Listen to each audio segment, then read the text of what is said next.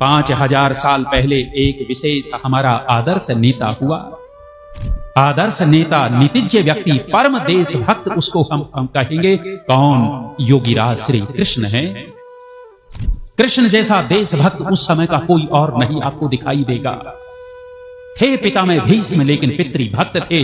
अपने पिता को रिझाने के लिए पिता में भीष्म ने वो ब्रह्मचर्य का पालन किया है, राजपाट छोड़ा है। वो देश के लिए नहीं, अपने पिता को रिझाने के लिए था। लेकिन श्री कृष्ण परम देशभक्त हैं। ए हिंदू कौम, तू बचेगी कैसे? जो कौम स्वयं अपने महापुरुषों को बदनाम करती हो। मुसलमानों ने अपने मोहम्मद को बदनाम नहीं होने दिया, नहीं किया। ईसाइयों ने अपने ईसा को बदनाम नहीं किया, बदनाम नहीं होने दिया। सिखों ने अपने 10 गुरुओं का मान रखा है। कभी कोई उनके गुरुओं के विषय में एक भी गंदी बात, गलत बात कोई बोल करके तो दिखा देवे। उन्होंने अपने महापुरुषों को बदनाम नहीं किया। लेकिन ये हिंदू कौम अपने महापुरुषों को खुद ही बदनाम करती है। कितनी बड़ी बदनामी है। बड़े बड़े गुरु बन करके 10 फीट ऊंचे मंच पर बैठ करके हमारे श्री कृष्ण को गालियां देते हैं। आप इनको संत कहते हो, भक्त कहते हो, गुरु कहते हो। जो योगीराज श्री कृष्ण को चोर बताता हो, उसको आप महान कहोगे? ये गुरु लोग, गुरु घंटाल हैं। ये हमारी पवित्र आत्मा महापुरुष श्री कृष्ण को चोर भी कहते हैं, जार भी कहते हैं। हमारे समाज के अंदर ये 2 दुर्गुण बड़े गंदे माने जाते हैं, चोरी और जारी। ये चोरी और जारी दोनों के दोनों दोष किसके ऊपर लगाए हैं? श्री कृष्ण को चोर भी कह दिया कि श्री कृष्ण चुराते थे। मक्खन चुराने तक तो फिर भी सहन हो जाए। इन्होंने क्या चोर बनाया? लड़कियों के कपड़े चुराते थे। यही काम था उन महापुरुष को। वे कितने बड़े देशभक्त नीतिज्ञ हैं। यही काम रह गया था कि लड़कियों के कपड़े चुराएंगे। भोगांव में तालाब में लड़कियां स्नान करने गई हुई हों, कपड़े किनारे रख रखे हैं और कोई ढीठ बेशरम मन चला लड़का उनके कपड़े उठा लेवे। लड़कियों को पता लगे कि कपड़े यहां नहीं है, उसने उठा लिए। उनको कहे कि कपड़े दे दे और वो कहे कि निर्वस्त्र बाहर आओ तब दूंगा। गांव मोहल्ले वालों को पता लग जाए कि इस लड़के ने ऐसा ऐसा नीच काम किया है। अब गांव मोहल्ले वाले उसके लिए फूलों की माला गले में डालेंगे या जूतों की माला डालेंगे? कौन सी माला डालेगी, जूतों की या फूलों की? जूतों की माला डलेगी। और ये जूतों की माला डालने वाला काम किसके साथ जोड़ा इन निर्लजों ने? श्री कृष्ण के साथ इतना गंदा काम जोड़ दिया, जिस काम के करने के बाद जूतों की माला समाज डाले। अरे वो पवित्र आत्मा कपड़े चुराने वाला नहीं था, वो तो द्रौपदी के कहीं न कहीं वस्त्रों की रक्षा करने वाला व्यक्ति था। और तुमने इतना गंदा काम उनके साथ जोड़ दिया। फिर कहता हूं हिंदू कौम समझ जा, ये तथाकथित भागवत आचार्य जो गंदे वचन बोलते हैं श्री कृष्ण के साथ, राधे राधे, है कहीं राधा का पता? हम इस शताब्दी सम्मेलन में बैठ करके इन भागवत आचार्यों को चुनौती देते हैं। भागवत पुराण से राधा शब्द निकाल करके दिखा देवे। राधा पात्र, राधा का प्रसंग की तो बात ही बहुत दूर है। पूरे भागवत पुराण में राधा नाम का शब्द तक नहीं मिलेगा और ये राधा राधा करते हैं। भागवत पुराण का लिखने वाला गोपदेव, उस गोपदेव का भाई जयदेव ने एक उपन्यास लिखा, श्री कृष्ण को उसका नायक बनाया। उपन्यास का नाम रखा था गीत गोविंद। और गीत गोविंद उस उपन्यास में अत्यंत अश्लीलता जोड़ी उसने। और अश्लीलता जोड़ते हुए एक नए राधा नाम की स्त्री की कल्पना की और कल्पना करके श्री कृष्ण की प्रेमिका बना करके उपन्यास लिखता चला गया। उसकी स्वयं की गंदी वृत्ति थी, कामुक व्यक्ति था, गंदी भावना वाला व्यक्ति था। अपने मन की गंदगी श्री कृष्ण के साथ जोड़ दी उसने।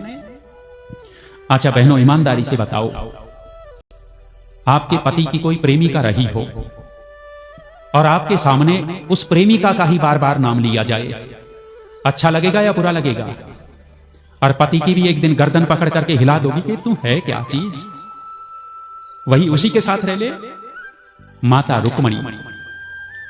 रुक्मणी उनकी पत्नी थी। हम दुर्जन तोष न्याय से मान लेवे कि प्रेमिका रही होगी राधा। और बार बार राधे राधे माता रुक्मणी के ऊपर अत्याचार है या नहीं है? जो यथार्थ में श्री कृष्ण की पत्नी है। आज संसार के अंदर कृष्ण रुक्मणी के कितने मंदिर। अरे कहीं तो कोई निर्लज्जता की सीमा हो। प्रेमिका के साथ श्री कृष्ण के मंदिर। और जो प्रेमिका थी ही नहीं, निराधार काल्पनिक पात्र बना रखा है। सज्जनों माताओं, फिर कहता हूं हिंदू कौम, तू अपने महापुरुषों को खुद ही बदनाम क्यों करती है? जारी कुब्जा के साथ समागम किया, गोपियों के साथ रासलीला करते थे।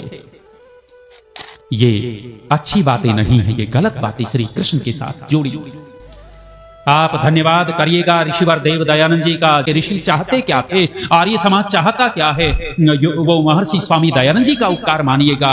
वो ऋषि एक ऐसे हैं, ऐसे महापुरुष हैं जो श्री कृष्ण के वकील बनकर के खड़े होते हैं और लिखते हैं कि श्री कृष्ण जैसा महापुरुष, उनका जीवन कैसा था, जिन्होंने जन्म से लेकर के मरण पर्यंत कोई गलत कार्य नहीं किया, कोई दोषपूर्ण कार्य नहीं किया, और उनका जीवन आप्त पुरुषों जैसा था। वो हमारे ऋषि दयानंद उनके विषय में वकील बन करके खड़े होते हैं। और ये साक्षात अविद्या की मूर्तियां जो कथाएं करने बैठी हैं, ये साक्षात अविद्या की मूर्ति से ज्यादा कुछ भी नहीं है। इनको वेद का कुछ अता पता नहीं है, इन्होंने तो केवल और केवल पुराण ही बाचे हैं।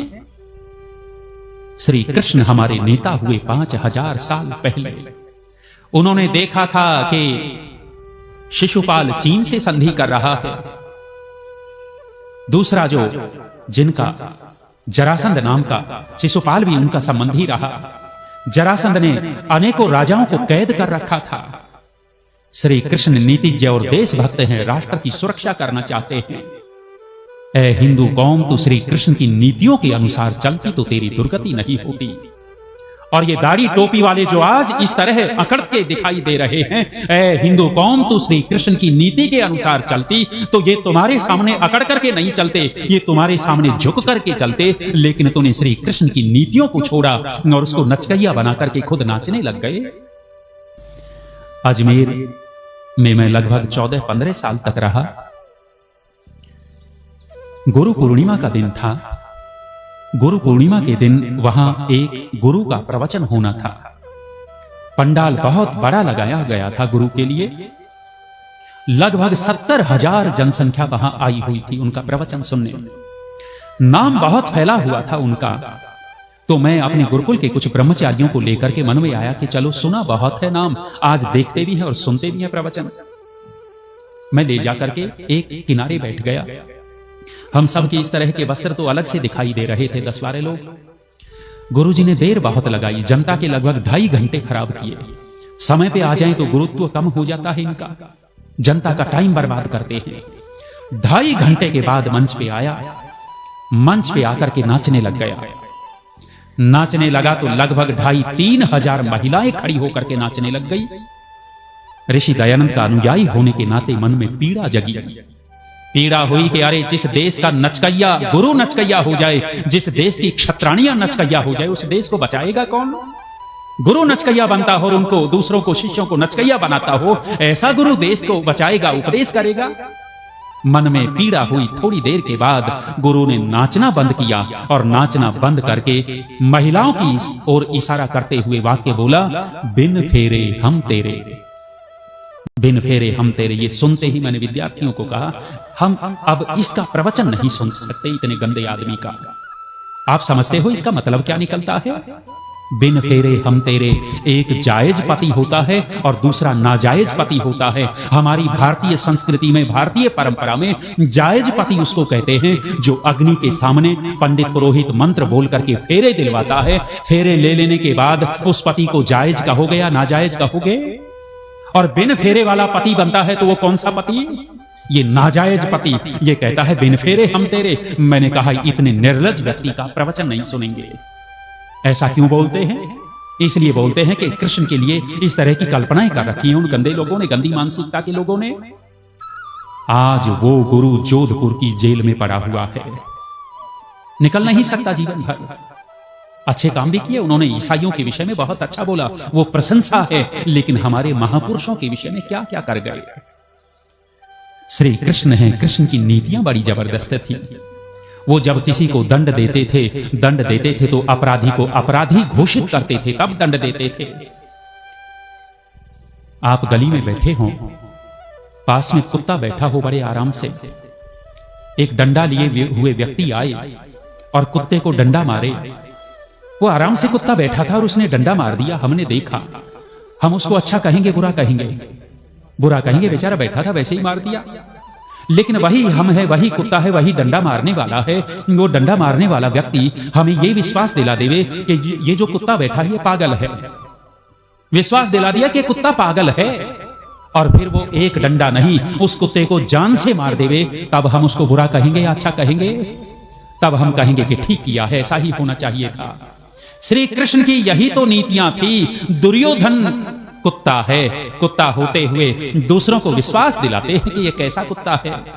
स्वयं शांति दूत बनकर के गए, भरी सभा में कहा कि महाराजा धीराज, धृतराष्ट्र, आप आधा राज्य उनका लौटा दो। बीच में दुर्योधन खड़ा होता है, कहता है पिताजी ने मुझे अधिकार दे रखा है और आधा राज्य हम नहीं देंगे। श्री कृष्ण कहते हैं कि कोई बात नहीं, मैं उनकी ओर से 5 गांव मांगता हूं। उस समय दुर्योधन कहता है कि ना, 5 गांव भी नहीं दूंगा। तुम 5 गांव की बात करते हो, सुच्याग्रमपि न दास्यामि विना युद्धेन केशव। हे कृष्ण, तुम 5 गांव को तो छोड़ो, मैं एक सुई की नोक के बराबर भी जमीन नहीं देने वाला। उस समय श्री कृष्ण खड़े होकर के कहते हैं, देखो ये कुत्ता तो है लेकिन पागल कुत्ता है। पांडवों की पीठ थपथपाई और कहा कि अब इसका वध करोगे, दुनिया में तुम्हें कोई गलत नहीं कहेगा, ठीक कहेगा। श्री कृष्ण की नीतियां थी। शिशुपाल गालियों पर गालियां देता जा रहा है और वो श्री कृष्ण मुस्कुराते हुए गालियां सुनते जा रहे हैं। जब गालियां शिशुपाल दे रहा था तो 2-4 राजा शिशुपाल के पीछे आ खड़े हुए थे। 2-4 राजा शिशुपाल के पीछे आ गए समर्थन में।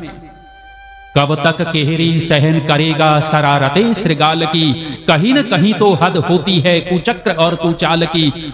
चक्र सुदर्शन लेना होगा अब तो हाथों में, केशव को लगभग पूरी होने को हैं 100 गाली शिशुपाल की। जब 99 गाली पूरी हुई तब श्री कृष्ण खड़े होते हैं कि शिशुपाल अब अतिक्रमण मत करना, अतिक्रमण मत करना, मतांध है। बोलता जा रहा है, कहता है कि अतिक्रमण की बात करता है, 100 गाली की बात करता है, मैं तेरे को 300 गालियां सुनाता हूं। बोलते चला गया, बोलता चला गया। तब श्री कृष्ण कहते हैं कि देखो, भरी सभा में राजा लोग थे, देश विदेश के राजा राजसूय यज्ञ में आए हुए थे। संबोधित करते हुए कहते हैं कि सुनो राजाओं, नाते में ये मेरा भाई लगता है, मेरी बुआ का लड़का है। और उस समय शिशुपाल के अपराध गिनाने लग गए, देशद्रोही पने के प्रमाण दिए। और जब ये सारे प्रमाण राजाओं के सामने आए, जो 3-4 राजा उसके पीछे खड़े हुए थे वे भी उधर जा बैठे। जब अपराधी को अपराधी घोषित कर दिया, सुदर्शन चक्र लेकर के गर्दन काट करके फेंक दी। दुनिया में कोई गलत कहने वाला नहीं था। यदि हिंदू कौम उनकी नीतियों को अपनाती तो दुर्गति न होती। श्री कृष्ण ने अपनी नीतियों के आधार पर धर्म की स्थापना कर दी थी।